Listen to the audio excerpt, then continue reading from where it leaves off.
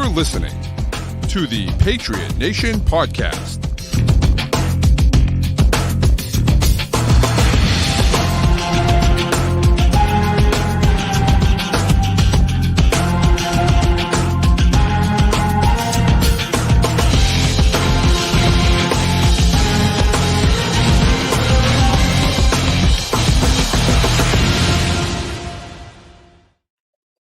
All right, welcome into another edition of the Patriot Nation podcast, of course, presented to you by CLNS, by FanDuel, the official sports wagering partner of CLNS Media. Go to FanDuel.com/Boston to sign up today. And Matt, we are officially through championship weekend. There is one football game left in the 2023-2024 season. It's pretty crazy. And this weekend's games were interesting, I guess. I mean, the second one obviously had a lot of drama. The first one was just a complete snooze fest, I thought. I enjoyed the defense and the drama of it. Yeah. I enjoyed I was rooting for Baltimore there, but I did enjoy, in kind of a negative sense. I enjoyed the dumb plays we saw the Ravens make for a full 60 minutes there. Enjoy might not be the right word for it, but just I was in awe of what I was seeing in that game. I'll tell you, I do like good defense. I enjoyed watching what Steve Spagnuolo threw up there for the Chiefs. That part was fun. It's got to be one of the worst feelings to be a Ravens fan right now, because the Ravens should be dominant. They should be really good, and they're just not. They just can't compete in the playoffs. Lamar's now 2-4 in the playoffs. It's bad, and it wasn't all Lamar. Lamar was bad, don't get me wrong, but it wasn't all Lamar, and it felt like that team just completely disappeared. The defense, after a really, really rough first few drives, figured it out and got it together. But the offense I don't understand what they were doing. It made absolutely no sense. Well, and I think that you saw the panic set in. I don't think it's fair to lump this in with the rest of the Lamar playoff performances we've seen, because that was a very different offensive system, different offensive coordinator there. And I think the reasons why the Ravens lost this game were different from why they lost some of the previous postseason ones. I think you see the inexperience of Todd Monken in the NFL, I think, was huge as an offensive coordinator. Mm-hmm. Obviously, the youth and immaturity of Zay Flowers you saw on full display as a rookie. The injury to Mark Andrews, you didn't see him out there. He was a non-factor, and a guy who's supposed to be the Travis Kelce of the Ravens. They really missed having him out there. And it was one of those that I think the Chiefs were the only defense the Ravens played this year that actually had the corners to cover these receivers well.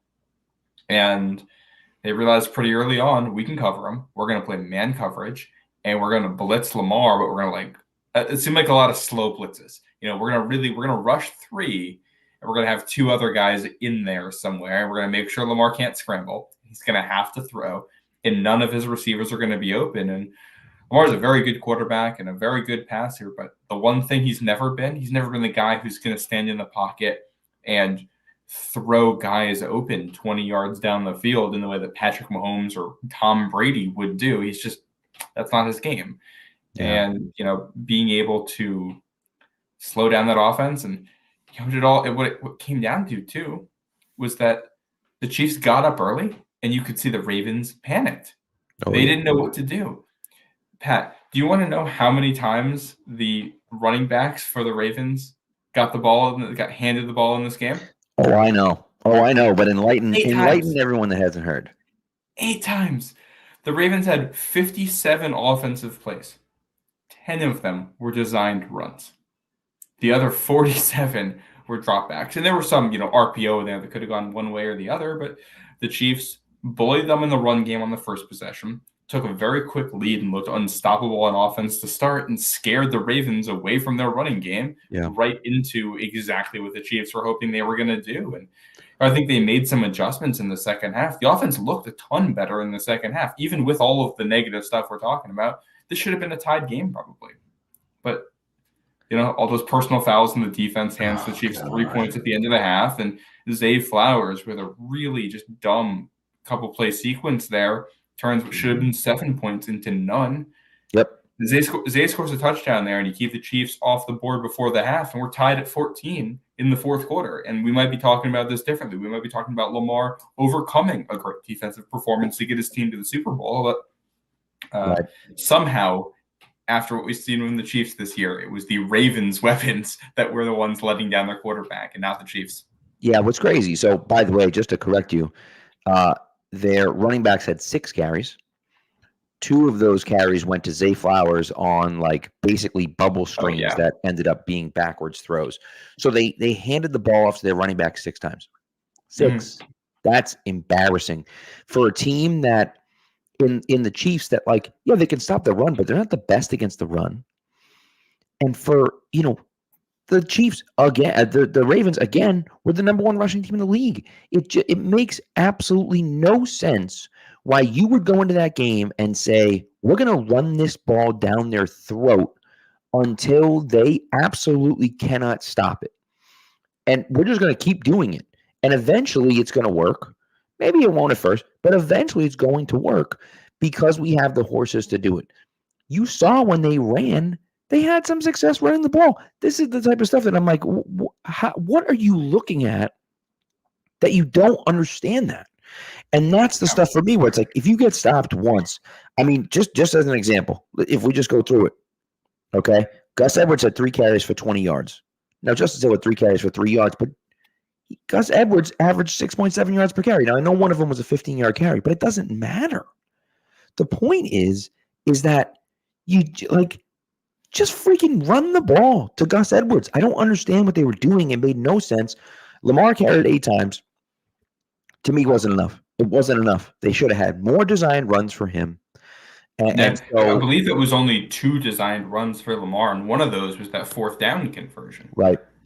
And so it made no sense. And look, I mean, you look at the other guys, and Zay Flowers, of course, had that awful sequence. He was the only guy that showed up. 1 for 39 for Aguilar, 4 for 34 for Justice Hill, 3 for 22 for Odell Beckham, 2 for 16 for Likely, 1 for 16 for Edwards. You mentioned Jackson. Andrews got hurt. Lamar had 1 catch for 13 yards. Rashad Bateman 1 for 2. So it's those things that I'm looking at. Nothing was working, and so when things aren't working, go back to what you do best. Run the ball. Yeah. Lamar's the most explosive athlete on the field. Get him the ball. Get him the ball and see what happens. Or run. They're trying to run these crazy long plays. Run a quick slant to Zay Flowers. Get him the ball 3 yards from the line of scrimmage instead of 2 yards behind the line of scrimmage. Get him the ball over the middle of the field, 3 yards down the line of scrimmage, and bam, see what happens. It was those type of things. I just had no idea. And I'll tell you. So someone, was it James, right here? He said, can't tell if the Chiefs are super good or other teams just kind of choking. This is what happened to the Patriots. When the Patriots were that good, teams got scared. They got scared. They said, we got to beat the Patriots. Oh, my God, we're playing the Patriots. Oh, my God. Oh, my God. Oh, my God. We got to be perfect. We got to be perfect. We got to do something different than we've done. They think we're going to run the ball, so we got to pass it. And we have to score a ton of points because they're going to score it. And it's just play your freaking game, man. Play your game and don't do stupid things. And the Ravens did stupid things over and over and over and over and over and didn't play their game. And that's why they lost. And that's why they're going to be at home. They should have won that game. That's a winnable game, and they lost it. Yep. And I think, too, the guy who's not getting nearly enough credit for this entire thing, Chris Jones. We go back to the Bills game for a second. Everybody talks about, why did Josh Allen throw to the end zone instead of checking it down on that play? Near the end, the guy was open in the end zone. The reason the ball didn't get caught, the reason it was off target is because Chris Jones hit Josh Allen as he was trying to get rid of that thing. And then this game, I mean, Chris Jones was unblockable on the defensive line, and he had a pass breakup in there. The Ravens had one of those jailbreak screens or whatever where the Chiefs were bringing a blitz. It was 3rd and 9 and would have been an easy first down, I think, to Zay Flowers. Yeah, it was to Zay, yeah. Yep. And Chris Jones comes across the line of scrimmage, hand up, bats down the screen pass right into the air. And that's, I think that in some ways the story of the day here, this is a Ravens team that all season long has dominated, not just, by running the football, they've dominated time of possession. They've controlled the games that way. And we look at what happened in the first half. And if you watch the game, You already know where this is going because you felt it. Mm-hmm. The Ravens drives 1 minute and 34 seconds, 2 minutes and 43 seconds, 1 minute and 30 seconds, 2 minutes and 29 seconds, 1 minute and 1 second, and then kneel down at the end of the half, 4 seconds. So their first possession drives. No way to establish a rhythm. No way. I mean, they literally were not on the field enough to figure out what the Chiefs defense was doing to start designing counters for it either. You couldn't establish a rhythm, couldn't get pass catchers involved. Only 57 plays on offense. That's way less than you usually have. And a lot of that was in the second half. And while that's going on, Chiefs, 10 plays, 86 yards, 5 minutes, 45 seconds. 16 plays, 75 yards, 9 minutes. Got a 7-play, 20-yard, 3 minute and 8 second. The Chiefs had a 20-yard drive in there that was longer in time of possession than any that the Ravens had in the first half. And they had 2 shorter ones to end the half, but they ate up the entire first 20 minutes of the game and just, dinked and dunked underneath and were able to break tackles and pick up first downs that way. And that scared the hell out of the Ravens. That was the one. I mean, the Chiefs did to the Ravens what the Ravens have been doing to teams all year long by controlling the clock and making you play from behind. And the Ravens just do not have, with Mark Andrews banged up and Zay Flowers, making the dumb plays he did, they don't have the personnel to overcome that kind of deficit against a really good defense. 100%. By the way, just one quick correction for you. That is future Patriot Chris Jones. We've talked about that before. Old man Mob benches here. I would die. I would die if you put Barmore and him next to each other. Oh my God, dude! We'll have the Christian and Chris defense. Yeah, that's right. As Ashton said, that'd be a crime for too much talent. It would just be the best defensive line in the game. Well, I'm imagining a scenario where you put Barmore like at the over. What you do is you put Chris Jones over like the center, and then Barmore out over like the guard, and then Judon outside the tackle, and then you bring Chris Jones on like a stunt and have him wrap around all of those guys. That'd be fun. Nah, it'd be foolish.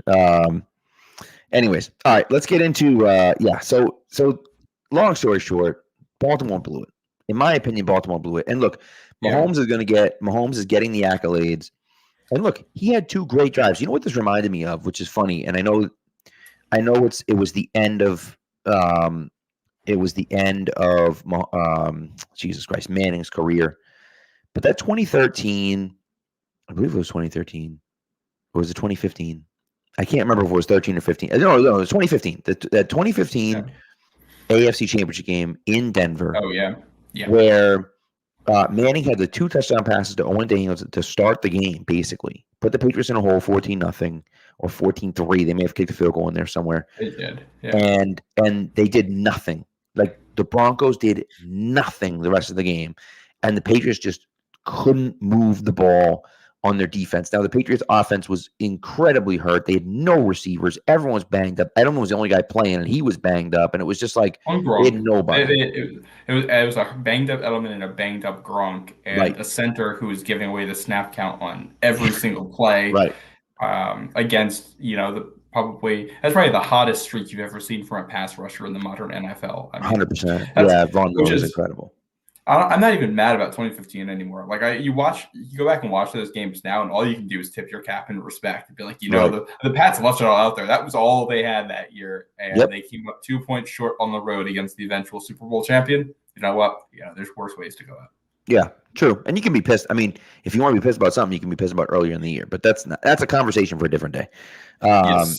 But nevertheless, it's one of those things that that's what it reminded me of. And again, Mahomes is obviously significantly better than Manning was in 2015, but like that's the type of game it was where they had nothing. He had nothing. He did nothing in the second half. They couldn't move the ball. They couldn't score, but he didn't turn the ball over.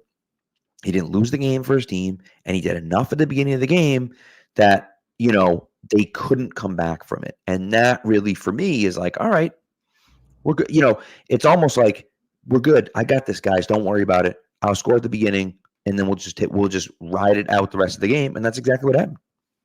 Yeah, and I think you got to credit the Ravens defense too for the way they stiffened up in the second half, and I mean I think after the first two Chiefs possessions, I was sitting there thinking, I feel like the Ravens just played really, really, really good defense to start this game, and they haven't gotten a single stop.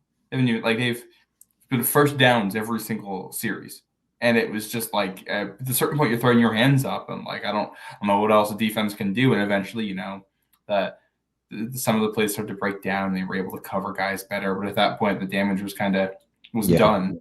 Well, at 14-7, when Lamar fumbles, you're like, I was like, the game's over. Like, that's it. It's over. And then they stuffed him. And I was like, all right, there's life. But yeah, no, I mean, it was they bounced back. But this is the first game all season for the Chiefs where they didn't have a single wide receiver drop.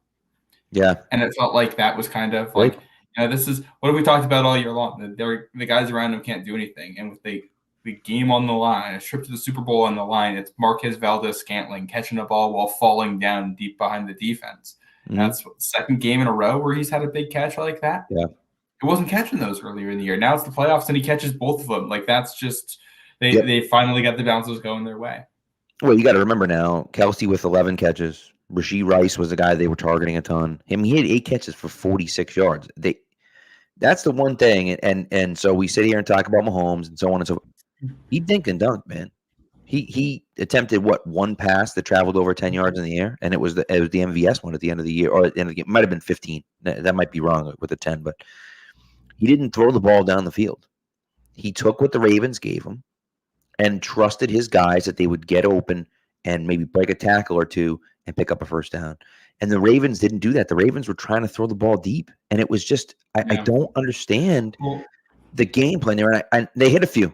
They hit a few.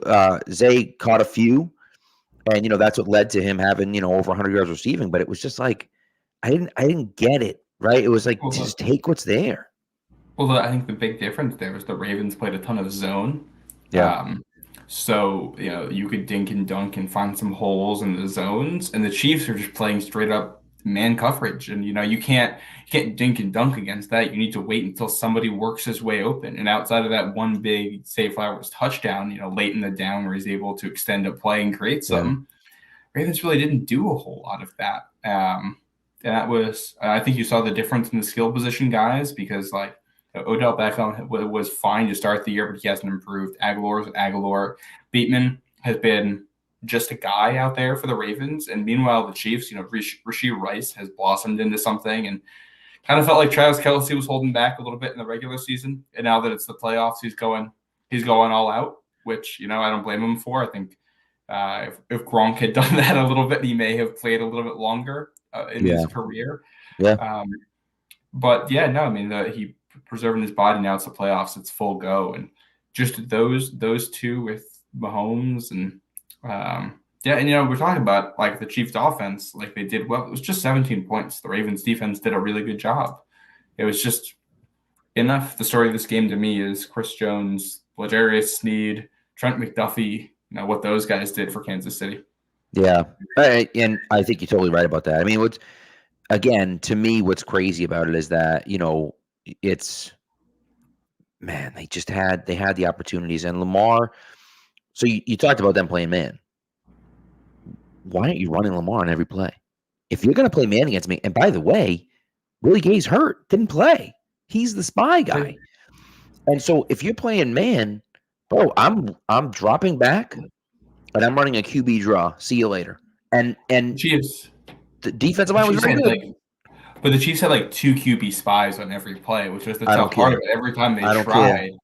I don't care. I think you also saw on Sunday that Lamar is not the same athlete that he was in 2019. He's still an elite athlete, but he wasn't breaking tackles that way. He wasn't, that 4th down run he had in 2019, that's a touchdown. He takes that to the house. Right. Sunday, he pulls up short and goes down. He's just, he's in some ways, Lamar looked like Mahomes out there the way he was. They're willing to give him as much time in the pocket as he wanted, sacrificing, saying we're not going to come at you aggressively, but we're going to make sure you have nowhere to go. You have to sit in the pocket and beat us that way. And he couldn't. The receivers couldn't get open for him. And that's your ball game. Well, and I wonder, it's the curse of Deflategate coming back to bite Baltimore, but they haven't been successful really since they won the Super Bowl back in 2012. They haven't really done much in the playoffs. And, and again, Lamar's 2-4 now in the playoffs. And you have to wonder, when defenses tighten up, when it becomes more difficult and more muddled in the middle, and you don't have the time to throw downfield, and you're playing against better defenses in every game, how well can he really do? And again, he's a phenomenal player, probably going to win MVP for the second time. But will he ever get you to a Super Bowl? And I don't know the answer to that question. And I'm not saying it's a definitive yes or no, but I don't know the answer to that question. And it makes you wonder, Jaden Daniels is a guy that, his ceiling is Lamar Jackson. That's his ceiling. Is he a better passer than Lamar Jackson? I don't think so. No. And so you look at Lamar and you say, well, Lamar's not successful in this situation. Is he going to be that much successful? And I don't know again, not saying that Jaden Daniels isn't going to be a great player, and Lamar's a phenomenal quarterback, and he gets you into the playoffs, and he wins MVPs, and he's a weapon. He's unbelievable. But if he can't win in the playoffs, does any of that stuff really matter? Because I don't really care about everything else. Great, win me 10, 12 games. I'm worried about hanging banners. And if you can't help me hang a banner, then what good are we? Yeah. But I also think it's tough to evaluate, because this Ravens offense too is there's so many, not question marks, but things about this game that you don't know how they project forward. Right. What does Todd Monken do if he gets the chance to call this game again, knowing what happened? I think he probably calls it differently, and I think he probably does a better job. Does Zay Flowers make that mistake in year 2? Right. I would hope not. Mark Andrews is probably healthy, the next time that you do this. I think the big thing for the Ravens is their offensive line is not what it was in 2019 when Lamar was completely unstoppable. And that's a spot where they could probably, use some reinforcements. And if you're going to commit to the running game and being able to do that all the time, then I think you need guys who can maul a little bit more, and probably at the tackle spot. They've had a rotation at the tackle spot all year. We haven't talked about that. The tackle spot is almost like what New England's been doing all season, where they're just rotating guys and still figuring it out. And they got guys playing through injury, and that's a spot they need to figure out. And it feels like it felt like on Sunday their offense needed one more guy to create space or do something. They need one guy who can get open versus man coverage. If you get that and you can force the defense to play into zones, there's bigger passing lanes for Lamar, and his scrambling can open things up. And then you go to man, you're going to have the option to beat them still. It means if you double somebody in man coverage, now that's not that guy who's not spying the quarterback. Lamar has more options there. And that's what Mark Andrews is supposed to be. He's supposed to be their Kelsey, like I said before, but he just was not that guy. Yeah, no, that's a good point. So we'll see. All right, let's just briefly, I want to talk about the Chiefs, because we're already getting the Mahomes Brady comparisons. I know you're not discussing it, but we're going to discuss it because we have to discuss it. You're getting trusted people, okay? Legitimate people are making Andy Reid, Bill Belichick comments, which is insane. But here's the thing, and let's just be frank about it. What Patrick Mahomes is doing in the NFL has not been seen since Tom Brady did it. The problem that I have is that Tom Brady did this specific Super Bowl run twice. Once when he was a good quarterback, not the best quarterback in the league, but he was a good quarterback. He was phenomenal in big moments, and he was a top 10 quarterback in the NFL. Not top 1, but a top 10 quarterback in the NFL, and then elevated his play in the biggest moments of the season. He did it once there at the beginning of his career. He did it again at the end of his career, where he was the best quarterback in the league and won, and was a big reason that they won. And in the middle, won 2 MVPs, right? And took them to 2 other Super Bowls that they weren't able to win for various reasons, right? And so I don't have a problem with saying Patrick Mahomes is number 2 on the list. I don't have a problem with saying Patrick Mahomes is, does things that I've never seen a quarterback do before. I don't know if that's 100% true, but fine. But I'm not going to sit here and listen to people talk about how he's already better than Tom Brady. And I'm not going to sit here and say, well, Jordan didn't need 11 rings to pass Bill Russell. And I'm like, hey, you freaking morons. Nobody ever called Bill Russell the greatest of all time. I think Bill Russell's the greatest of all time. He's got 11 championship rings. He's got 2 gold medals, and he's got 2 NCAA championships. The guy's a winner. He wins at everything. He won his entire career. He was the first black coach in the history of the NBA. He was one of the first guys to win legend as a player coach. Right? The guy did everything.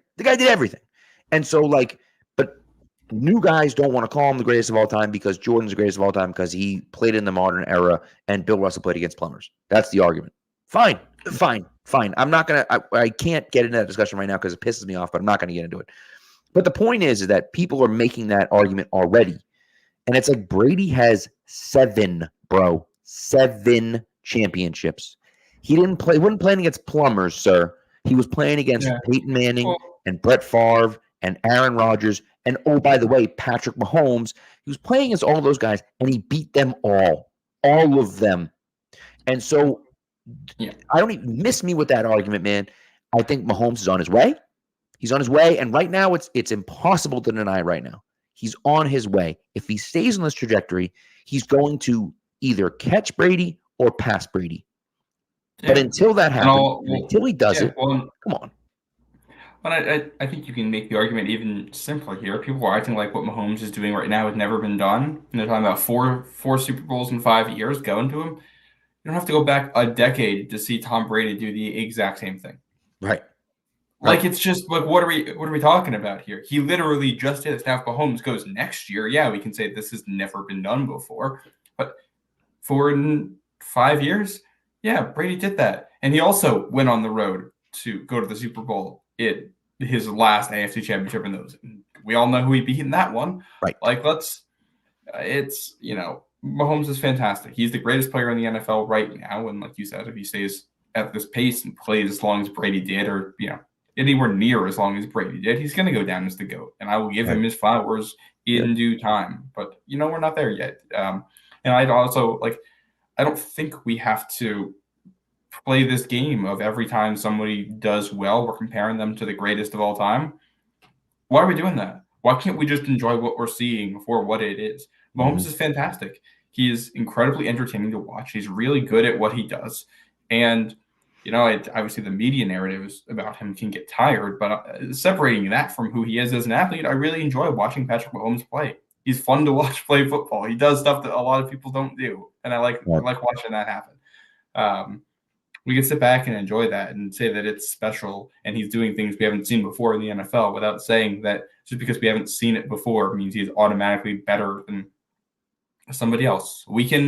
We are actually allowed to let the dust settle on these things before we start having takes on it. Right. 100%. And look, by the way, I was fact checked by my dad that Bill Russell only won 1 gold medal, not 2. Sorry about that. But nevertheless, the big thing for me is that, we're always in a rush to declare this. We're in a rush to, he's this and he's that and he's it. And like you said, enjoy it while it lasts. Just enjoy it. If Patrick Mahomes retires tomorrow, he's going to make the Hall of Fame. He's a Hall of Fame quarterback already. That's fine. He's already he's at minimum a top 10 or top 5 quarterback, depending on how you want to weigh different things already in his career. And that's incredibly impressive. To me, if he wins in 2 weeks, to me, he's on the Mount Rushmore, in my opinion. Yeah. Of quarterbacks. I think he's he'll be past Manning at that point, and probably to me on the level with Montana, probably one less ring, but he'll still. Yeah. With the way he's done it, I think you can make that argument that he's better anyway. Right. And so that's kind of that's the thing. And that's okay. That's okay to say that, but it's also he's not there yet. He's not the greatest of all time. Sorry. And again, the ones that I'll always come back to about Tom Brady. And you can say whatever you want and throw out all the stats and say everything. And for those of you listening out there, okay, here's your ammo. Someone says to you, Mahomes is the greatest of all time. Here's the one you can throw back. Nobody, and I'm going to tell you right now, nobody is ever going to touch this, ever. Tom Brady has 10, 1, 2, 3, 4, 5, 6, 7, 8, 9, 10 lead-changing drives in the fourth quarter or overtime of the playoffs. When I say lead-changing drives, that means either he tied the game or the game was tied and he took the lead, or he was losing and took the lead. Is that in the playoffs or is that the Super Bowl? In the Super Bowl. Okay. Yeah. In the Super Bowl. He has 10 lead-changing drives in the fourth quarter overtime. That is absolutely outrageous. I just want to go through here and see if I can name these two. Because he had one against the Rams. One against the Rams. He had 2 against the Panthers, I believe. 2 against the Panthers. Yep. They went down after that Musa Muhammad touchdown and took the lead. None against the He had one against the Eagles. I'm counting it. They scored at the drive didn't start in the fourth quarter, but it ended in the fourth quarter, so I'm counting it. Yeah. They had one against the Giants. They had one against the Giants, the first Giants game. Not 11. That's 5. Not 11. Had one in 2014. Yep. Was this fourth quarter or overtime? Fourth quarter or overtime. Then it's 2 in 2016. 2 in 2016. And the game winning. Yep. 2018 is just the one. Just the one. And how many are we at now? We're at 9 right now. Did he have one? He didn't have one. No, I'm trying to hold on. We missed one. Oh no, he had 2 in the first one. No, he didn't. No, that's not right. No, he didn't. What the hell, dude? Somewhere. Hold on. I'm trying to think of the one that we're missing, because we are definitely missing one. He didn't have 3 in the Carolina one, did he? I don't think he did. No, he didn't have 3 in any games.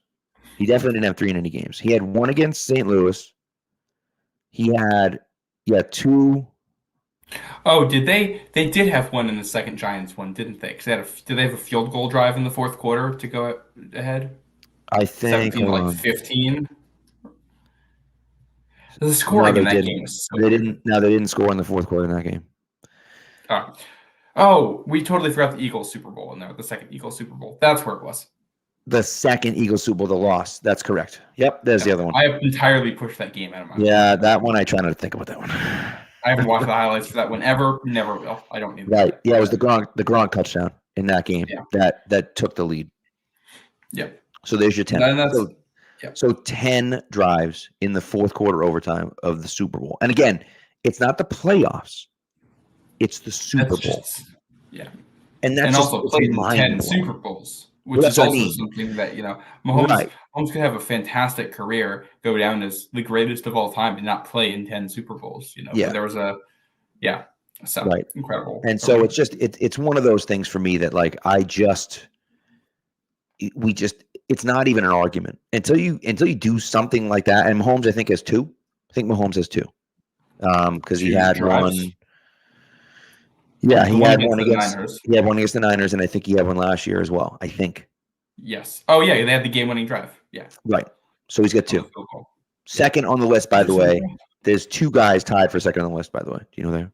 Is it going to be Montana's 1, right? Nope.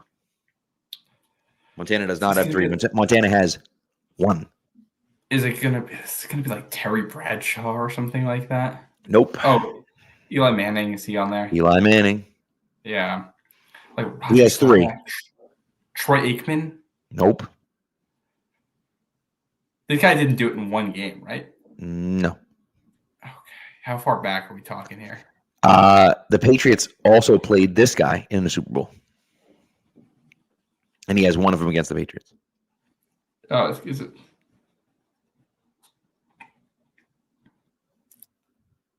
Oh, man. Oh, Kurt Warner? Bingo. Yeah. So him and Eli both have 3. 3. Yeah. That's second all time. So, come on, And having 2 is incredibly impressive from Mahomes. That's what I mean. That's a dream. Right. And so to have 8 is to have 10 is just stupid. It's just stupid. Yeah. So that's the one for me. It's like anytime anyone brings up Brady versus Mahomes, just throw that stat back in their face and just say, hey, look, man, he's got 10. Okay. And there's 1 game in there where Mahomes doesn't have one of those drives, and it's the game he played against Brady because they got blown out. That's correct. Yep. And look, his offensive line was terrible and it was in shambles, and I get it. I understand. Doesn't matter. It doesn't matter. Yeah. Well, and like Brady was he's 3-1 against Mahomes, and you got, if I'm remembering it correct, I don't know all the No, Bucks. he lost. Didn't he lose to him on opening night in Mahomes' like first or Nope. second start? Or was that Alex Smith? That was Alex Smith in 2017, the Kareem Hunt game. In Okay, so we only 2018, played the him that Chiefs one. It was the Chiefs N'Keal came Harry in one. and no, the Chiefs came in 2018, 43-40 finish. Catch to Gronk, put him in the field goal range, Gostkowski with it. 43 points in that game. They had 37 in the AFC Championship that year, but 31 on Mahomes in the Super Bowl. Obviously not on Mahomes. He's not playing defense, but it's not like Brady was winning these games against Mahomes because of the defense. It was the offense getting it done in all three of them. True. Which is how he beat him in those big games. So I think So all right, let's take a quick break and let's go into let's get into the other game because we're gonna get into it in this Lions Niners thing. I can already tell you. Oh, it's gonna be bad. So here we go. We got some strong opinions. So here we go. We're trying not to go too long, but gonna be here a while. It is what it is. The NFL regular season is wrapping up, but there's still time to get in on the action with FanDuel, America's #1 sportsbook. Right now, new customers get $150 in bonus bets, guaranteed when you place a $5 bet. That's $150 in bonus bets, win or lose. The app is so easy to use, and there are so many different ways to bet, like live same-game parlays, find bets in the new Explore tab, make a parlay in the Parlay Hub, the best way to find popular parlays, and more. So visit FanDuel.com/Boston and make your first bet a layup. FanDuel, official partner of the NFL. Must be 21 plus and present in select states. FanDuel is offering online sports wagering in Kansas under an agreement with Kansas Star Casino, LLC. First online real money wager only. $10 first deposit required. Bonus issued as non-withdrawable bonus bets that expire 7 days after receipt. Restrictions apply. See terms at sportsbook.fanduel.com. Gambling problem? Call 1-800-GAMBLER or visit fanduel.com/RG in Colorado, Iowa, Kentucky, Michigan, New Jersey, Iowa, Pennsylvania, Illinois, Tennessee, and Virginia. Hope is here. Visit gamblinghelpline.ma.org or call 1-800-327-5050 for 24/7 support in Massachusetts. Or call 1-877-8-HOPE-NY or text HOPE-NY in New York. All right. Okay. So second game, just a new low. Just a new low for Detroit sports. The Lions had found every single possible way to lose, and they finally get to the NFC Championship game, and they're up 17 at the half, and they lose 34-31. The game was tied. 27 unanswered. I mean, it's incredible. Just absolutely incredible. The game was tied by the end of the third quarter. It's just like unbelievable. The first guy I think we got to give a shout out to here too is Kyle Shanahan, because for how long do you think he's had 28-3 in his head, and to finally, it's not the same, but to get over that in some ways and to be the team with the second half comeback. Shanahan is an elite coach, and I think he's gotten unlucky in there at points, and I feel very happy for him to finally have a team. In the second half, have the luck go their way and make something like this happen. I don't know if they'll beat the Chiefs. We're going to find out in 2 weeks, but they won't.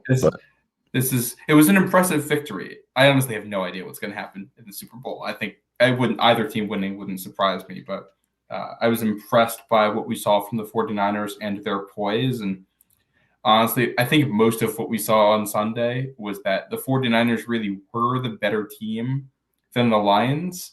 And, over the course of a quarter, it's possible for the Lions to beat the 49ers, but it was much harder over the course of a full game once the 49ers found what was working and were able to just stick to it. And I made an argument on Twitter, and I want to get your thoughts on it. And it's close, and I'm not saying it's bar none or anything like that, but excluding the quarterback, take the quarterback out of the situation and just look at the skill position players.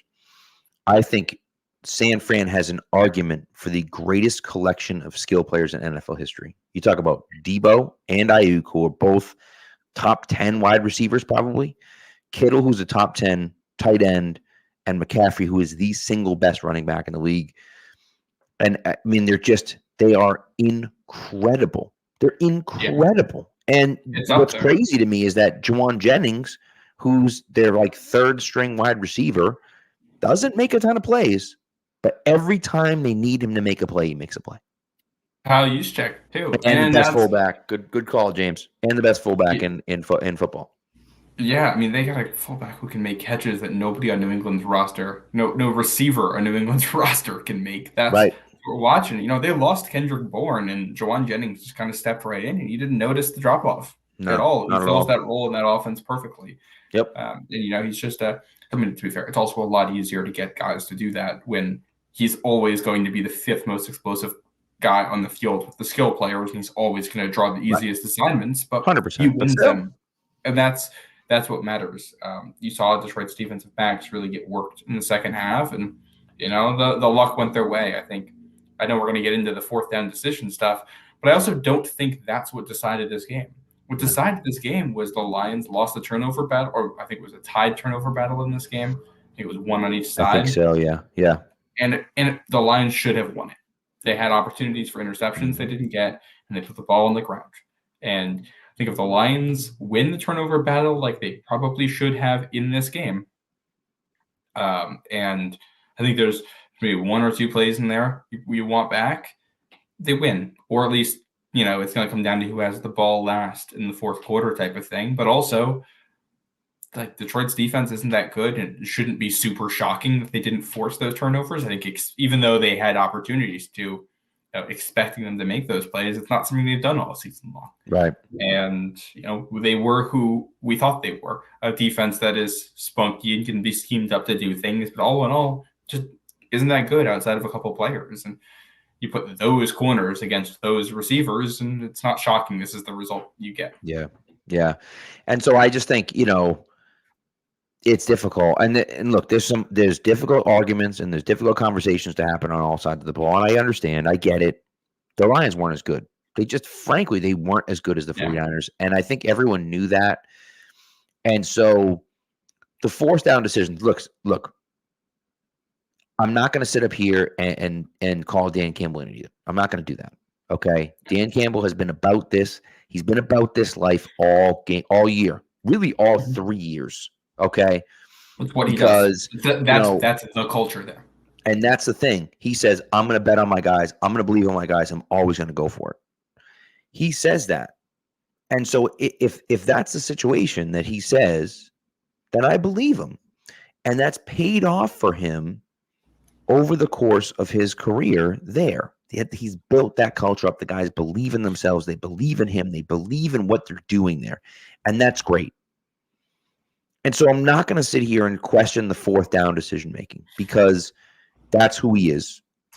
If, Reynolds catches the pass on that third down, we're having a very different conversation. If Reynolds catches that pass and they score a touchdown, we're having a very, very different conversation. Yeah.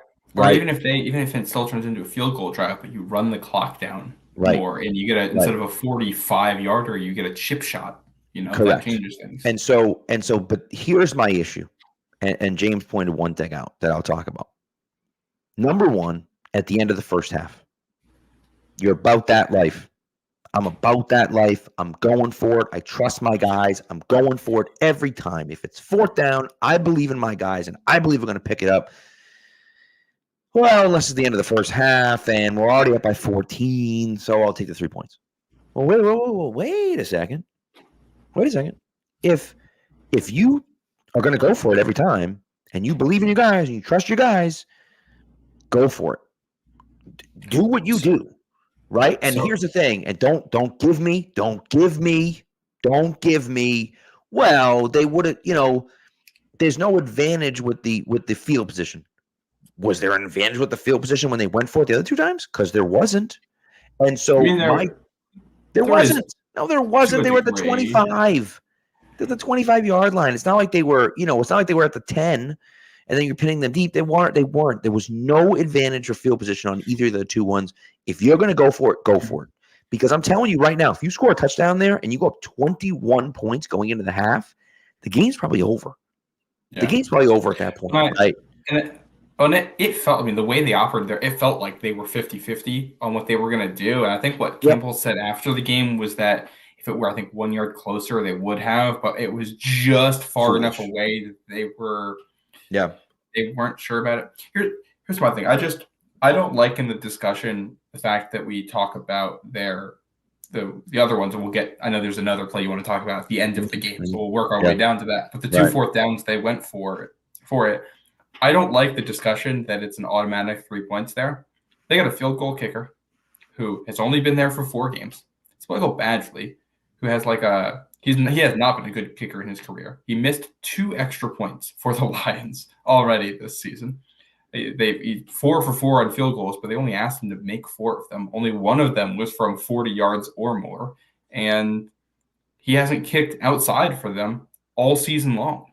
In addition to that, he is I have the numbers here because I bookmarked this earlier. He was like a 77.1% career, hit percentage on field goals of that range, which is not good. That's 3/4 of the time you make it. 25% of the time you don't. That's very significant. And that's not including the indoor-outdoor stuff. He's played indoors or in really good climates most of his career. On the flip side of it, if we say he makes that kick roughly 75% of the time, this year the Lions on 4th and 3 or less have converted it 80% of the time. San Francisco has allowed you to convert those 71% of the time this year. So I think if we're just playing, what's more likely to happen here, you're more likely to pick up those yards than you are to make that kick with that kicker. And then you add in, they've been watching this dude in practice. If he hasn't been looking good, they haven't asked him to make any difficult kicks this season. Right. So those are not gimmies. And if we can bash the decision all we want. If they kick it and he misses, we're all sitting here talking about, why didn't they go for it, or blaming the kicker or whatever. And they both would have been 45 plus. So it's not like they were chip shot field goals, right? And it was 45 and 47 yards with a guy who's one step above Chad Ryland in the playoffs, which the fact that that's your kicker in a game like this is its own secondary concern. But and this is my point. But the point that I have, and this is the Belichick thing, right? Now, this is where I'll go back to Belichick. Bill Belichick doesn't give a shit what you think. He doesn't care. He doesn't care what you think.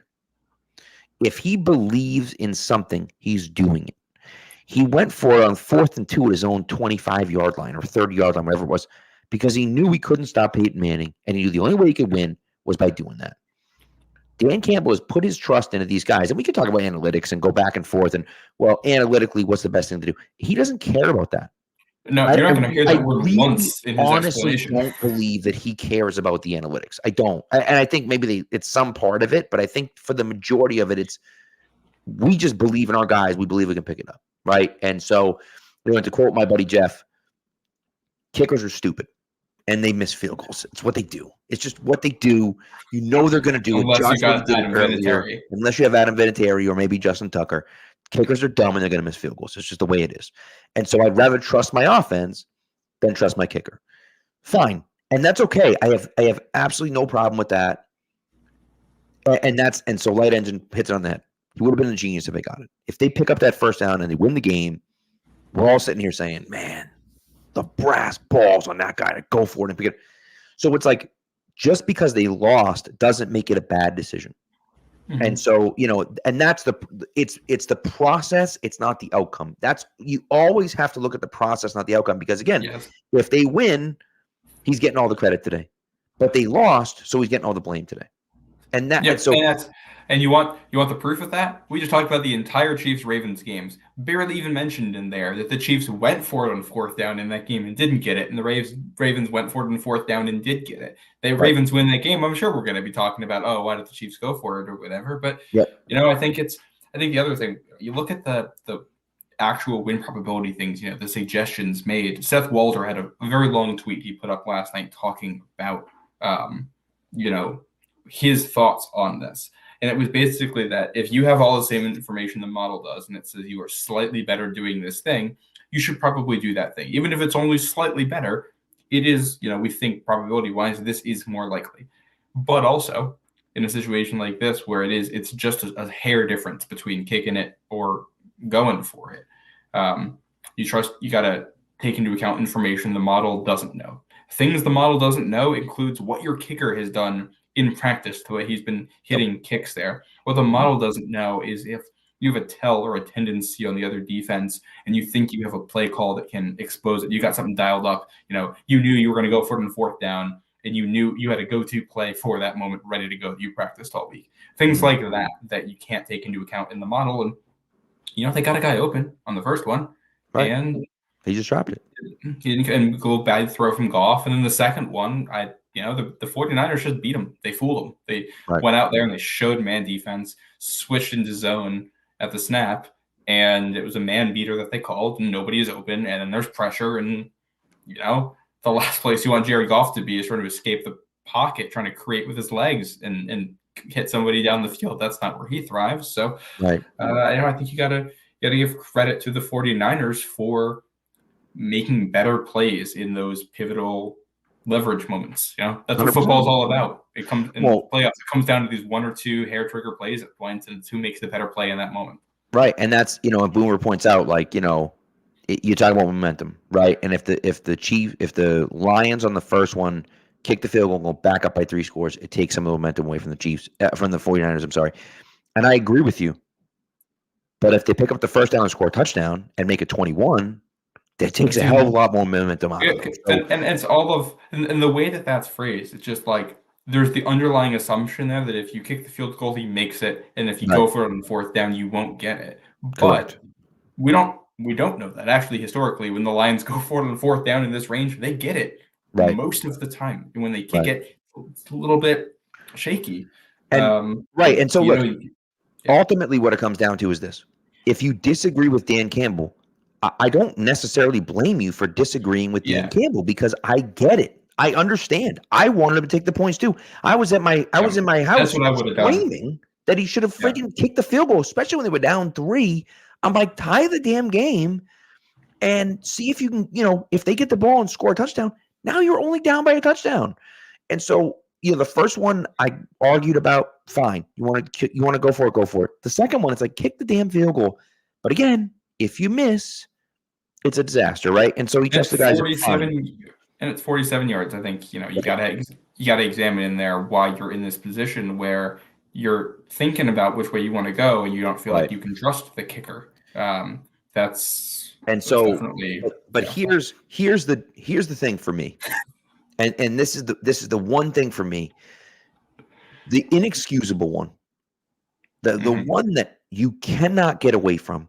Is the decision to run at the goal line at the end of the game is so incredibly stupid, because you have to burn a timeout if you don't score. Now listen, if you wanted to run in that situation, I would have had my kicker ready to go, and I would have sprinted his ass onto the field and kicked it as quickly as I could have if he didn't score. That's what I would have done. It was down 2 scores anyways.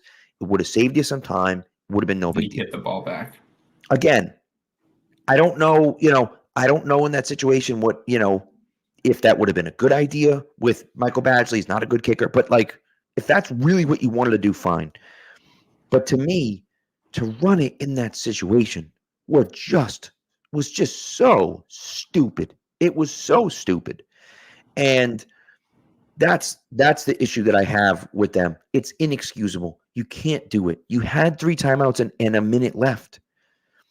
If you score a touchdown in that situation, or even if you don't, and I believe that they were going for a touchdown there. They showed it on fourth down. They were going for a touchdown. But to me, if you're going for a touchdown there, you have to throw it 4 times. You have to. Or run it on fourth down instead.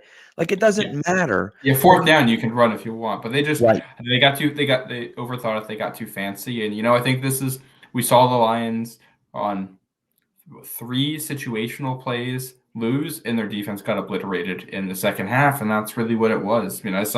I've seen a lot of criticism too of what happened with like Dan Campbell and the Lions, and I think it's impossible to look at this game and think like they're only in this game because they have Dan Campbell, and their guys are fired up. Look at the roster. Look at the guys they're putting out there on defense. they're going against the 49ers with no decent corners and one decent safety and like 1.5 decent linebackers and Right. like a kind of okay defensive line on the road. Yeah, the outside of NFC Championship Hutchinson. game with a kicker you don't trust and a Jared Goff is your quarterback. Yeah, this is the situation we're talking about.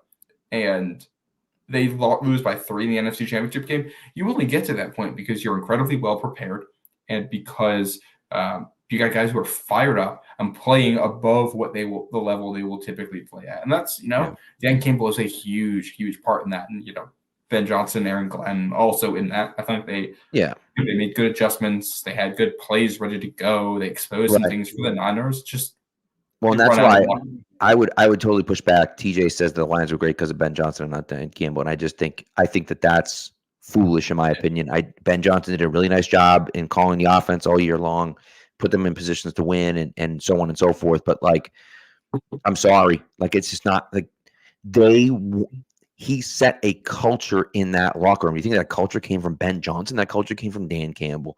They're there, like you said, because of those things.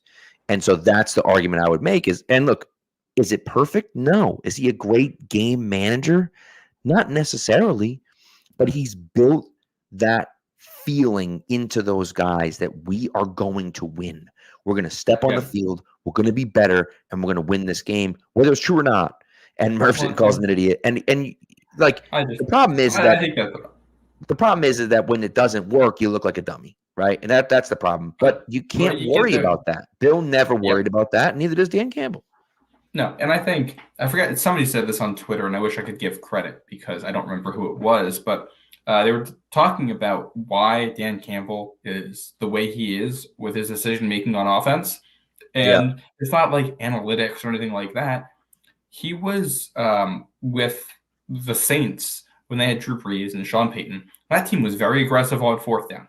Mm-hmm. And you remember because they'd line up for it on fourth down and you're an opposing fan and you're sitting there and your palms are getting sweaty and you're like, man, we stopped them 3 plays in a row. I don't know if we could do it 4 plays in a row. And they strike fear into you and they're going to win games because of it. And I think having that aggression, trusting your offense to go out there and make plays, empowering those guys and getting that on your side, like he's a player's coach. He gets his guys going because of that, and he trusts them to make plays, and you strike fear into an opponent because of that. And I also think the adjusting part of it is not really him. Like he's more of a CEO guy than he is a coordinator. He's not calling plays. He's not saying, let's do this and let's do that. He's trusting Ben Johnson and Aaron Glenn to make the right calls offensively and defensively. And he is, he's the emotional leader, right? And again, sometimes that works really well. And sometimes you get into a situation like this where it all starts to spiral on you and you can't get it back, right? And I think that that's part of it. When you play with so much emotion, when the emotions switch, it's hard to get it back. And they struggled getting it back, obviously, on Sunday. Well, and it's hard to tackle Christian McCaffrey for 60 minutes in a game, and now we're talking about guys, and we're talking about guys who aren't that good trying to do it. I mean, I think that's also like there's a point where you run out of adjustments and the players just aren't that good. Go take a look at this Lions roster outside of some of the really good players that they have, and look at some of the depth in some of the spots, and tell me that. And just forget the coaching. Just say they're playing an NFC Championship game at the 49ers. Will this game be close? If you look at the names of how these guys have played and all that, you just put the 2 rosters side by side, you're going to say it's a blowout. But the fact that they have gotten, really good play in the trenches on both sides, largely because of effort and type of player and the CEO stuff you talk about with Campbell, super impressive for him to elevate them. And and I also appreciated last night how honest he was with his guys in the locker room. They talked about it. I think we have a tendency to sit here and go, they're going to be back next year. But we don't know if the Lions are going to be back next year. Their offensive coordinator is probably gone. Their defensive coordinator possibly as well. He's gotten some interviews. And we saw what the Packers did at the end of the season and how good Jordan Love looks. Kirk Cousins might be back there in Minnesota. The Bears are probably going to add the number 1 overall pick at quarterback. It's not even a guarantee this is a Lions team that makes the postseason next year, let alone gets to the NFC Championship game. Right. And I think kind of letting his players know that this hurts and this is painful, but also we accomplished a lot, and don't take it for granted that we got here. Enjoy what we had. That emotional honesty, to have that with your players, is how you build that trust in those relationships, and that's how you get the best out of them. That the next year they come back fired up, knowing, hey, we're not just gonna get back there. We need to earn it again. We need to take it to another level next year, and that's how you get guys to buy in. And there's a lot of different ways to skin the cat as a head coach too. You got the emotional leader types, you got the players coaches, you got the analytical geniuses, you have the scheme guys, you have the stone-faced Bill Belichick. And a lot of these different. Mike Tomlin has Super Bowl rings. Kyle Shanahan's been there a ton. We see what we got going on all over the league. Like Pete Carroll won rings. There's a lot of different types of guys that win rings and are really good leaders for franchises. So there's a lot of good ways to do it. And Dan Campbell's doing a good job there in Detroit. And all right, culture-wise, they won't drop off. That's correct. All right, let's get into my mock draft, because as Jaden Daniels is a Patriot pointed out, it is mock time. I agree. I'm sorry, JD is a Patriot. You're going to be disappointed. He's going to be disappointed by my mock, but that's okay. Maybe not though. Maybe not. One thing, make a mental note on this.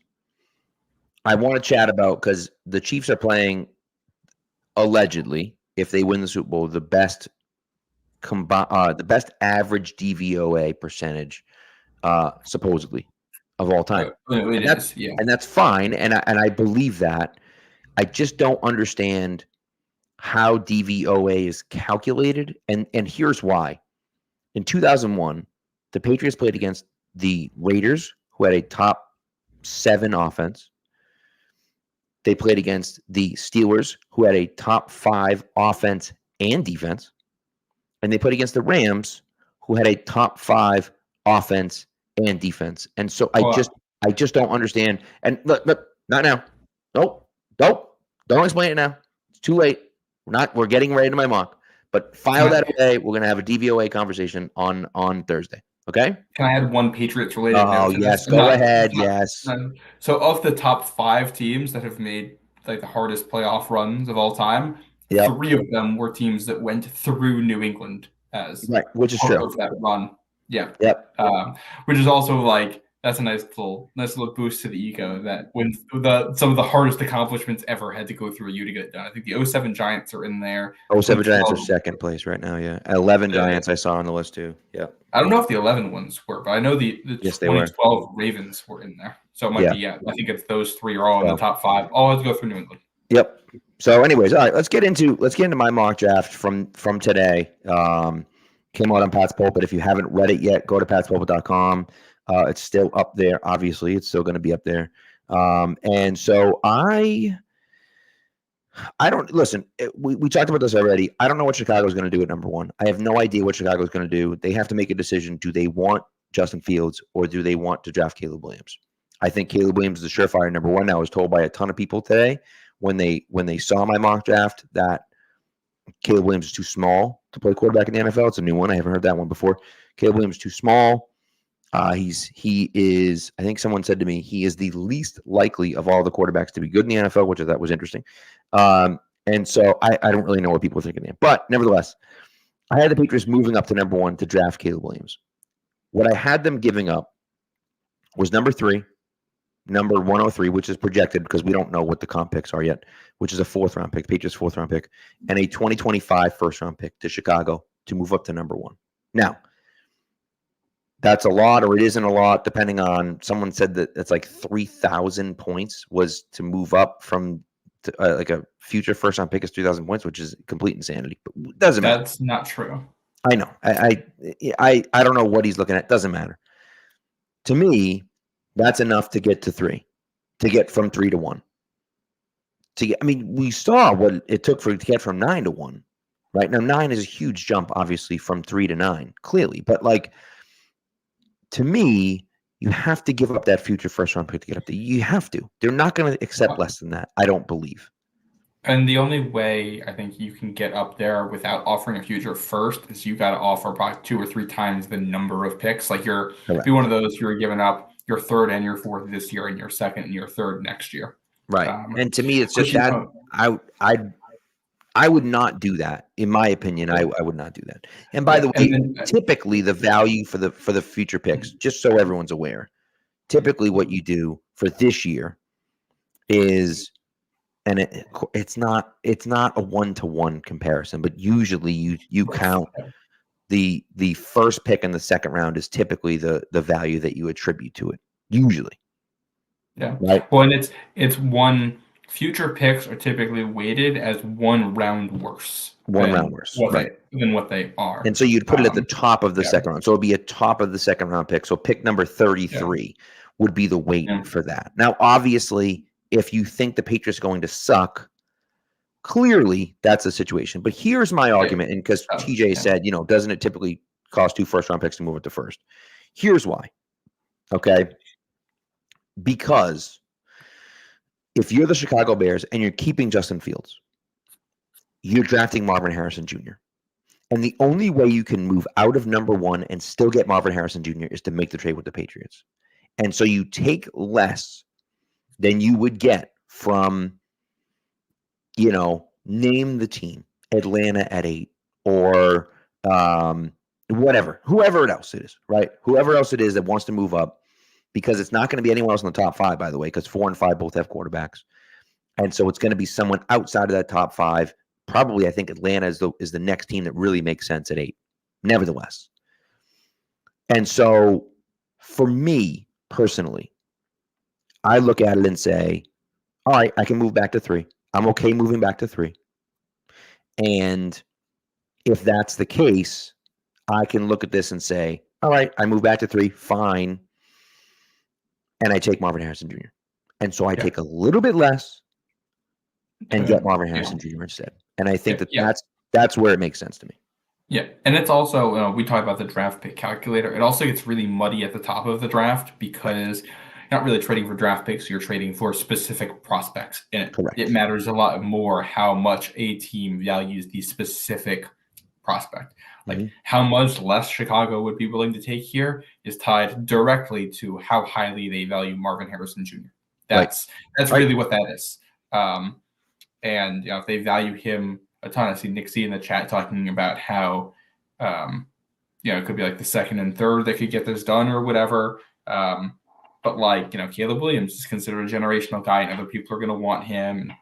Like the draft pick calculator matters, but you need to have a lot of wiggle room when you're at the top of the draft like this, and you're almost definitely going to be overpaying based on that. Like that's just 100%. And Murph is saying too that you're giving up a top 5 to top 10 pick next year, theoretically, right? And maybe you are, but the thing is that a generational quarterback, there is no price that you can put on a generational quarterback. If you said to me, you have to give up the next 4 years of first-round picks, but you get Patrick Mahomes for the length of his career, I would do that in a heartbeat, in a second, in a millisecond. I would do that. Of course you would. If Caleb Williams is as good as we think he's going to be, and if the Patriots believe that he is really a generational player, it is 100% worth it to give up 1 future first-round pick. It's not even a question. Now, if you miss and he's not as good as you think he is, then of course it's a disastrous trade. But you have to trust in your judgment, and you have to trust in your ability to draft and scout that he really is that good, and you're giving up the pick because you need to get that guy. And so, and it may not work out. And look, this all may be, elementary. They may not do it anyways. But in my opinion, that's the decision you have to weigh. And if you think he's going to be that good, you make the move. And you got to take a risk in here somewhere too. You don't get a franchise quarterback without taking a risk somewhere unless you stumble into one on day 3. And that's not, that's not a sustainable strategy. You're not going to build a franchise off of repeatedly hitting on the 199th pick, turning him into the greatest quarterback to ever play the game. That's not. It'd be lovely. It'd be fantastic to happen, but you don't build around that. So I like the idea of trading up. I don't think the Bears are going to do it. I think they end up staying put and taking Caleb Williams. But, and if anything, I think they try, if they really want Marvin Harrison Jr., I think they try to take 9 and get up to 3. and take Marvin Harrison Jr. And if they got to give the Patriots a boatload to do it, I think that maybe they do that. I don't know, but that's kind of my problem. So, anyways, it's totally possible. All right, so in the second round, I had them actually trading back in the second round. I had the Titans moving up for Adonai Mitchell, the wide receiver from Texas, and the Patriots moved back to 38. So they pick up a fifth rounder and they pick up a third rounder next year to do that. And again, that's a little bit extra value than what it's worth, again, on the trade calculator or whatever. But again, sometimes when you look at that move, it's like, hey, we want this guy. We have to get this guy. The Patriots are the second pick in the second round. It's a very, very valuable pick. Everyone's been sitting on it all night long. And this is the type of move. Tennessee just made this type of move last year to go get Will Levis. So I think it makes sense. So I have them doing that. And then I have them taking Xavier Leggett out of South Carolina at 38, who had just a disastrous weigh-in literally today when my mock draft came out at the Senior Bowl. Was listed at 6'3", clocked in at 6'1". His hands are like tiny; they're about the size of my hands, which is not good. But the kid looks like an absolute baller. There's some question marks as to how good he'll be, but man, he is fast as hell, and he's pretty big. Like, I like Xavier Leggett's tape. I think he's really fun to watch. There's a lot to like about him as a prospect. It's just the one thing that's going to be held against him this entire time. He had like 450 yards in his career through his first 4 seasons at South Carolina, and then goes off for over 1,000 this year in his 5th year. It's going to be why this year. What changed? Right. What was it? And the big worry with him is that he's the oldest guy in the field in a lot of the games, or one of the oldest guys on the field in a lot of the games he's playing. And it just took him that long because now that he's an adult playing against younger people, he can moss them, and he's faster than them, and he's stronger than them, and he can make plays because of that. And when he gets to the NFL, when it's all guys who are the same strength class as him, then that advantage goes away. And how can he do well? And I do think he has some good routes in there. He's a very good contested catch guy. I just think in a lot of ways he's like N'Keal Harry in the SEC. The SEC version of N'Keal Harry in a lot of ways on tape. And N'Keal Harry had some highlight plays. He had some really good stuff in college. But to me, when you combine that with the age thing, he's like a third rounder. Yep. So I like the player. I like the fit in New England. I think a little early. Wouldn't go this high with him. Right. Also, Light Engine asked a question about Washington at 2. I think they're pretty much locked in on Drake May. No one said anything about that. But they're locked in a quarterback. I can't imagine them not taking a quarterback. And to me, the second best quarterback in the draft is Drake May. They could take Jaden Daniels, perhaps. And shoot, if I'm the Patriots and they're going to take Jaden Daniels, I'm sitting at 3, and I'm taking Drake May. And look, I'm taking either Drake May or Caleb Williams, whoever the Bears don't want. If the Bears decide they want Drake May and he's their guy, then I'm taking Caleb Williams at 3. And if the Bears say, yeah, we're taking Caleb Williams, then I'm taking Drake May at 3. So, we'll see, but there's a lot depends on those first 2. I assume it'll be Drake May, but you never know. So, anyways, in the third round, I have them move back just a pick. I have them give them a future 6th and pick up a 5th round pick from the Chargers. Chargers jump them and get an offensive player. The Patriots at 69. Nice. Take Kalen Carson, corner from Wake Forest. And here's the thing, man. And this is the thing. This is the funny thing for me. People don't think that corner is a position of need. We've talked about it on the show. You've been banging this drum basically all year long. They just spent a first round pick on Gonzo, right? He's a beast. He's really good. I like John Jones quite a bit. I love Marcus Jones. I mean, hello, love Marcus Jones. But who do they got after that? Alex Austin? He's their next corner. You know what I mean? Miles Bryant. And they Jonathan don't have, and that's the thing. Jonathan Jones, but he's older, and I he's not back after his next contract. Well, that's what I mean. And Kalen Carson gives you an outside corner from Wake Forest, an outside corner that can play outside, that has the speed, and so on and so forth. So again, it's not people want offense. It's not offense. I get it, but I think it's a valuable pick. It's a pick that you need to have. And so I have them taking Kalen Carson. So All right, in the fourth I like round. that pick a lot. Now, the Patriots have 3 fifth-round picks after making 2 trade backs and picking up 2 extra fifth-round picks. They trade 2 of those fifth-round picks to move up to 107 with the Giants, and they take Blake Fisher, who played right tackle across from Joe Alt at Notre Dame. Here's the thing with me. They need a tackle desperately. Desperately, they need a tackle. Now, Blake Fisher played right tackle at Notre Dame. Can he switch over and play left tackle? I don't know the answer to that question. I honestly don't. Fisher is nasty in the running game. He's smart in the passing game. He's got some. He's a guy that has traits and needs a little bit of polish. Is he going to start day one for you? No. He's a 4th-round pick. But he's a guy that if you develop him correctly, could turn into a player for you. Now, if you sign Mike Onwenu at right tackle and you're looking at Blake Fisher saying Blake Fisher can never play left tackle for us, and Mike Onwenu is right tackle for the foreseeable future, then it probably doesn't make sense, right? But I do think there's a world here where it's Mike Onwenu slides right back to guard, and Blake Fisher's your right tackle, and you got City So, Jake Andrews, Cole Strange all battling for spots, and you feel really good about your depth on the inside, which we're talking about trying to fill starting spots in the offensive line, and filling a depth there too with this move I think would be nice. So I haven't gotten into his tape, but I like the profile, and what shows up at the position. What shows up on the tape, and I did cursory, as I kind of always do with these picks, I do kind of cursory, a little bit of film study, a little bit of, scouting report reading, and so on and so forth. And what I saw was a guy that's smart, makes the right plays, nasty in the run game. Again, needs a little bit of polish in the passing game, especially, but like he has the traits. He's got the long arms. He's like quicker on his feet than you'd expect for a big guy. So like, I like that idea.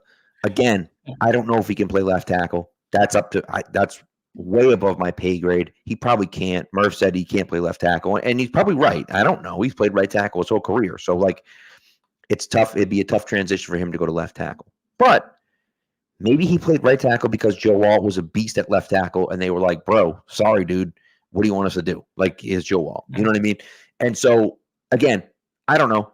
And so that's up to the Patriots. That's up to people that are making decisions that, again, are getting paid a hell of a lot more than I'm getting paid. So they need a lot here at tackle. And, the other part we haven't talked about is there's a world where Mike Onwenu isn't back, and you're trying to fill a lot of spots here on the offensive line, and you just got to throw bodies at it. Right. Well, the other thing, too, is that, it's the 4th round. Are you getting a legitimate starting left tackle in the 4th round? Probably not.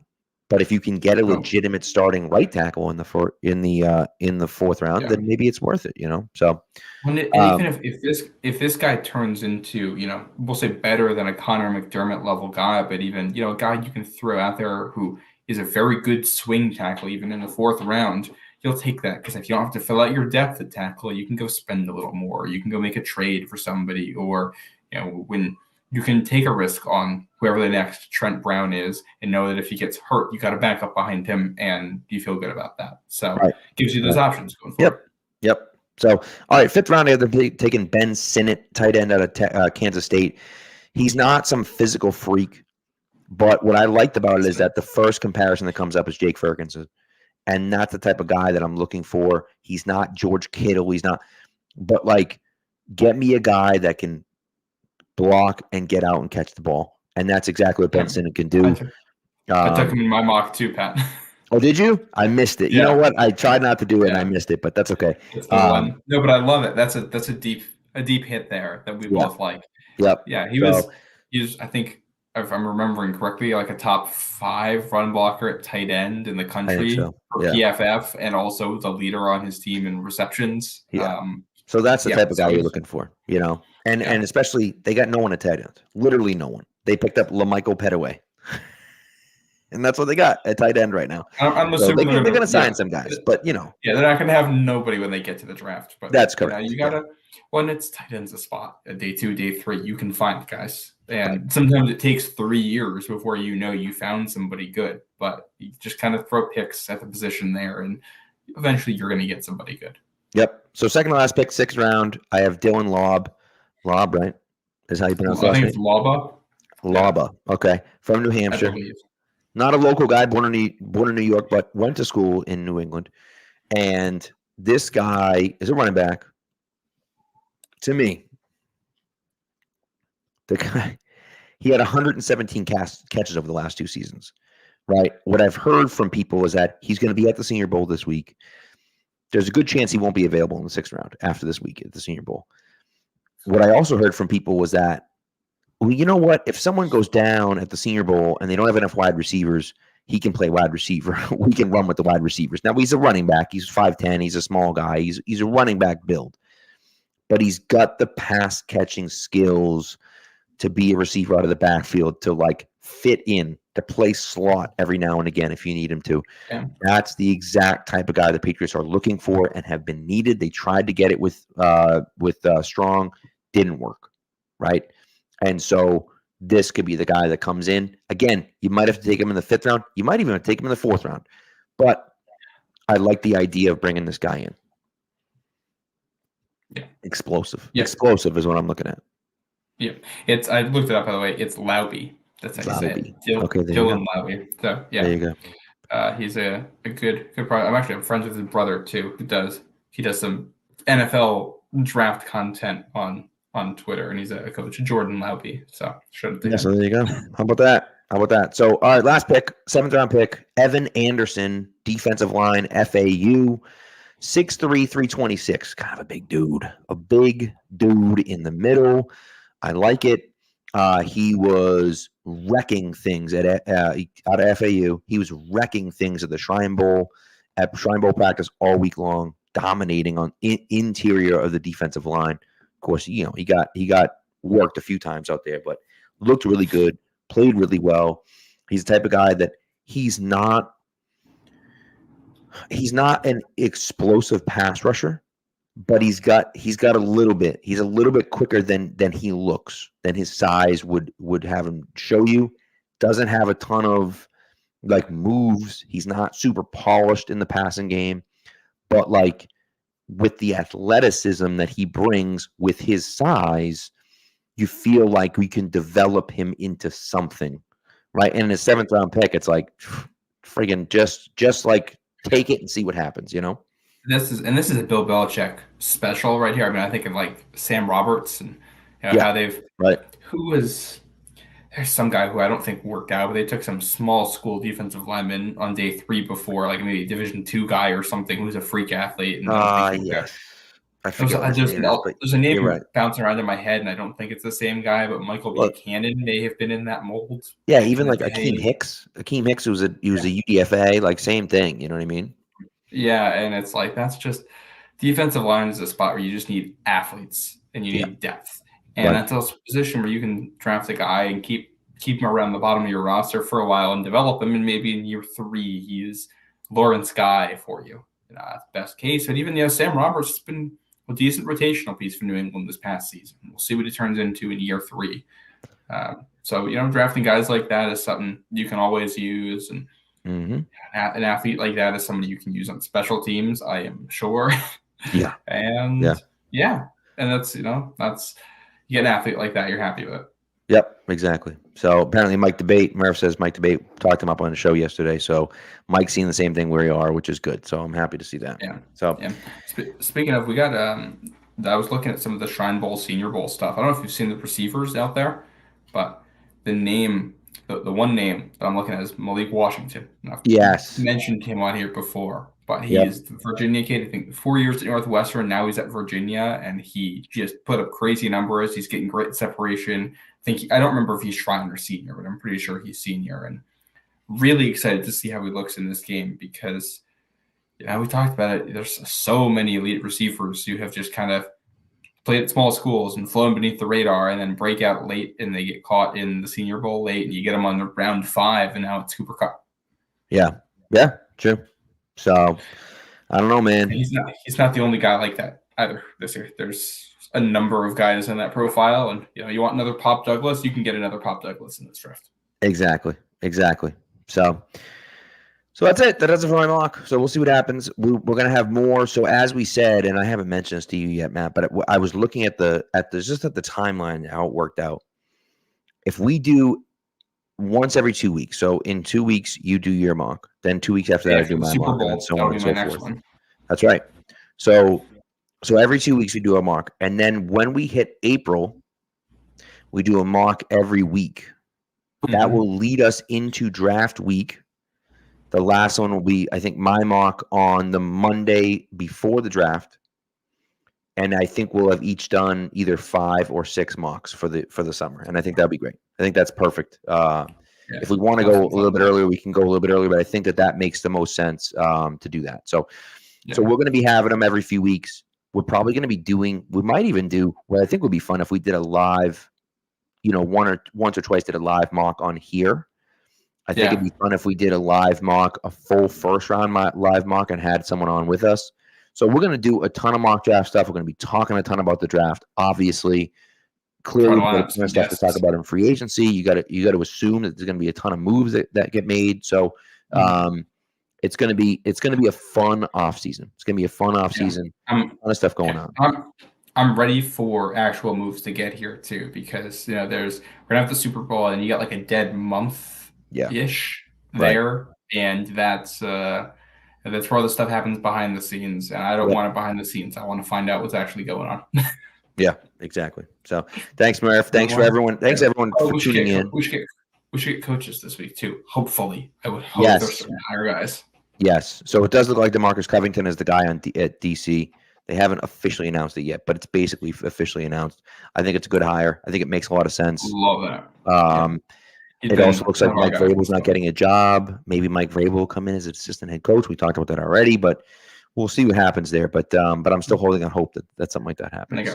And they got Clint Kubiak, who's 49ers pass game coordinator, if I have that right. Yep, that's correct. Interviewing him, and they're high. I think they're interviewing like 11 candidates for offensive coordinators. So they're doing their due diligence, which I'd like to see.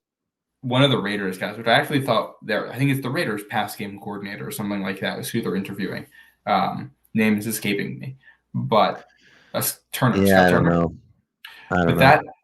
The reason that you might be right. It's Norv's son, right?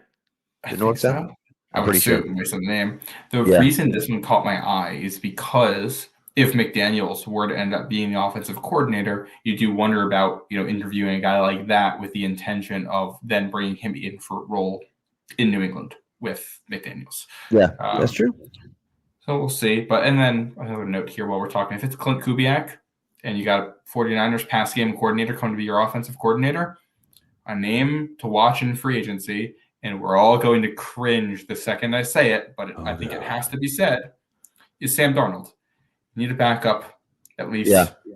And you kind of want a high ceiling reclamation project type guy in that role who's also willing to sit behind a starter if you get to that point and you draft somebody. And if you can bring in a Sam Darnold who would have familiarity with the offense, who's a free agent like that, I'm not jumping for joy over here at the thought of Sam Darnold playing for the Patriots, but you got to fill the position, and he kind of hits a lot of the boxes. And maybe you in year you draft in 2018, in year 6 or 7 of his career, or whatever this would be, then maybe he finds something the way Geno Smith did. Probably not, but it's not totally insane to think that. Or even the way Baker Mayfield has. Right. Yeah, you never know. He probably doesn't, but listen, I advocated for it back in 2021, trading for Sam Darnold, so I'm here for it as a backup quarterback. This is life in the NFL when you don't have a quarterback. You got to talk yourself into some options and take as many chances as possible. Oh, we didn't mention it all, which we should wrap up here with quickly. The Mac Jones article today. I didn't think people were taking this article to be like a rehabbing Mac's image. We're going to keep him in New England thing. And that's how the headline read. And then you read the article and it is not that. Mac's not like the team doesn't come off good in the article, but we do that. Mac's handling of things still comes off pretty poorly. Yeah. It just never really sat right with me the way Mac kind of acted throughout the year. He just, I don't know. And it just seems like, like you said, you pointed out in the group chat, like, he had a stinger, couldn't feel his arm. He couldn't feel his throwing arm. That's what was said in the article. Tell anyone? Like, what are you doing, dude?